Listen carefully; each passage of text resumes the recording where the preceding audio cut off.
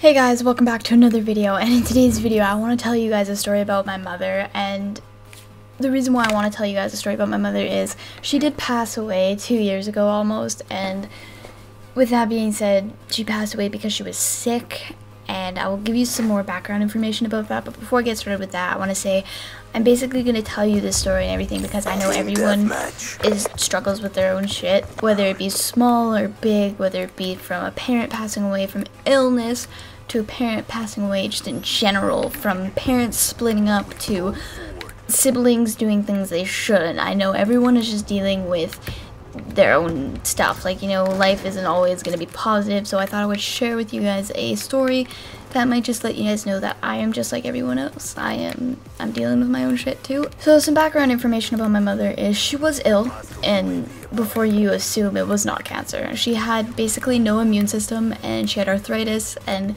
so much more. It was an endless cycle of illness because to fix, well, not fix, but to treat her arthritis, she had to take medication which lessened her immune system even more, and then she was put on medication to raise her immune system, I guess you could say, which ended up making her arthritis worse. So it was like an endless cycle of bullshit, too much medication, and illness, pretty much. But yeah, the story I'm going to tell you is me when I was in grade 8, I believe. Grade 8 or 9, one of those two grades. So one day I was at home with my mom, one night actually, it was nighttime.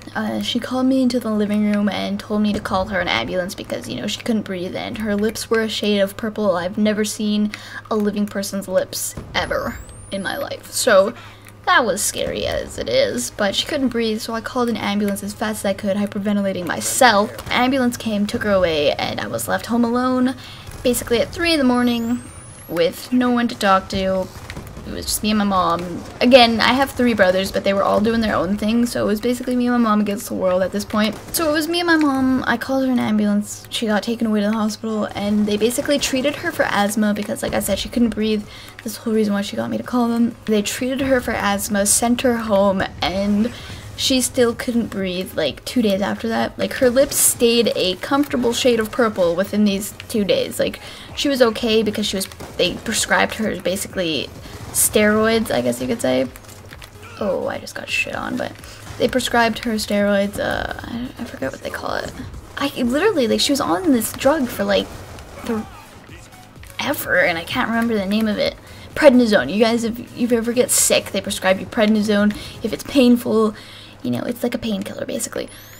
So they prescribed her that, and it helped her get through 2 days, and her lips, like I said, stayed a comfortable shade of purple, and she eventually got sick of it and went to a different hospital. But when she went to this different hospital, I was at school. I did have a phone at this time, but she went to this different hospital, and they decided they were going to take an x-ray of her lungs and whatever. And turns out she had fluid around her lungs and her heart, and it was causing her not be able to breathe. If she wouldn't have went to that hospital, she would have basically died in 2 or so hours. If I know that's kind of weird that they like estimated that, but they estimated she was a few hours off of her life being taken away from her. So I was really chapped that one hospital sent her home with asthma medication, didn't look into it at all, and the other hospital actually did take the time to look into it and found a deeper symptom. So she ended up getting transferred from this hospital to a different hospital, and while all this is happening, I was at school. I was in grade 8, I was at school, I was doing my shit, and I was getting texts throughout the day saying, you know, your mother's not doing good. She's going to a hospital, she's getting emergency surgery, and, you know, you gotta stay at school for this shit. Like any grade 8er dealing with a very ill parent, single parent as it is, I was stressing so fucking hard. I was holding back tears. I didn't tell anyone what was going on all day, and it was so fucking stressful. She ended up going in for surgery. She got the fluid drained, and it was emergency surgery. Like, so as soon as she got to that hospital, she was in the emergency room. She was getting operated on, and yeah, I didn't talk to her before that happened. So yeah, if I would have lost my mom at that point, I probably would have been a very pissed off little girl. So everything went smoothly. I had high hopes, everyone had high hopes, and she came out of it with a smile on her face, and you know, you wanna know how much fluid they drained out of her chest? Out of her lung cavity and heart cavity, like this area right here. They drained about 2 liters of fluid from around her heart and lungs. yeah, no wonder she couldn't fucking breathe. Good one, Camrose. When that was happening, I actually had my phone in class, and when you're in grade 8, you're not really supposed to have cell phones in class, and they're not really lenient on that stuff. And I was actually in gym class. I had my phone in like my pocket and my shorts, and it actually fell out of my pocket on the floor, and the teacher went to take it away, and I cried. Like, I just fucking let it all go because obviously I was stressing super hard, and you know, okay. But anyway, I was stressing super hard, so I literally just started crying, and no one had a single clue why, because I didn't let anyone know what was going on. Guys, stop traveling in packs if you suck shit. So I let her out on the teacher, and the teacher was like, yo, it's just a phone, like, just fucking put that shit away. You know, it's not that big of a deal. And I had to explain to him why I was crying, and my mom was in emergency surgery, and it got to me when he said I couldn't have my phone. So yeah, I had to basically get through that. I had to stay through school through that shit. You know how hard that was? That was fucking so hard. I didn't want to stay at school for that bullshit. That was so scary. I just wanted to go crawl in my bed, or I wanted to go up there and see her. Like, I didn't want to sit there and wait for a call saying she made it or she didn't make it. That was hard as shit. That is the story. The doctors fucked up, almost costed my mom her life, and I was super pissed. I was one pissed off child. I'm still pissed off to this day. Like, it was just... like, my mother was a few hours away from losing her life that day. Like, I'm lucky I had my mom for as long as I did.